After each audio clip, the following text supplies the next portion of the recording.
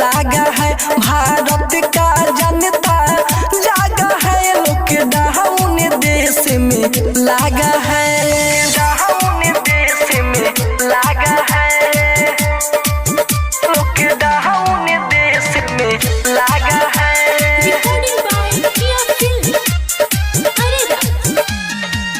Lockdown देश में लागा है। मोदी जी को कहता है रे बात ना भूल। Likey